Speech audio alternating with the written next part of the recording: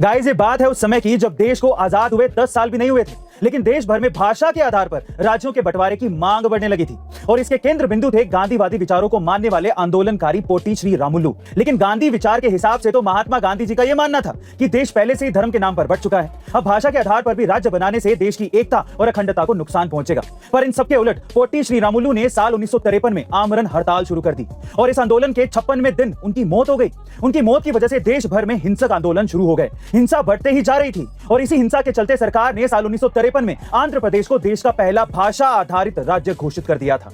लेकिन जब यही मांग पूरे देश में आने लगी तब फाइनली दिसंबर 1953 में राज्य पुनर्गठन आयोग का गठन हुआ, जिससे कई राज्यों को भाषा के आधार पर बांट दिया गया। वैसे गाइस, आपके हिसाब से भाषा के आधार पर राज्यों का बांटना सही था या गलत, कमेंट सेक्शन में जरूर लिखिएगा। गाइस, दुनिया का एक ऐसा खोया हुआ आविष्कार जो शायद आज पेट्रोल और डीजल की जरूरत को भी खत्म कर सकता था।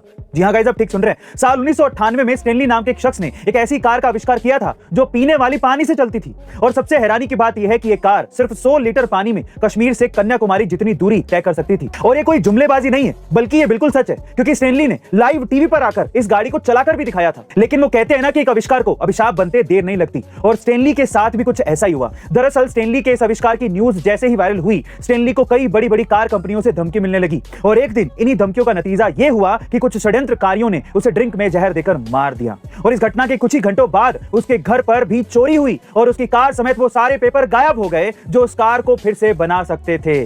प्रोग्राम रखने के लिए मैं गया। अब पूरा डर है, फोबिया है, सब कुछ है, बट कि चैलेंज करना है, मोटिवेट हो गया और चला गया वहाँ पे कि देखी जाएगी। अब वहाँ पे 40-50 बच्चे बैठे हुए, सोचो 8वीं 9वीं 10वीं के बच्चे जिन्हें ज़बरदस्ती बिठाया गया, जिनका मूड नहीं है सुनने का। और मुझे स्टेज पे, वो स्टेज तो क्या था, वो जो ब्लैक बोर्ड के नीचे लगा होता है, थोड़ा सा स्टैंड हुआ था, वहाँ चढ़ गया मैं और वहाँ चढ़ करके स्पीच देना शुरू किया। टॉपिक था how to achieve photographic memory. ठीक है, दैट वाज द टॉपिक। और पहले 10 मिनट के अंदर मैं भूल गया कि आगे क्या है।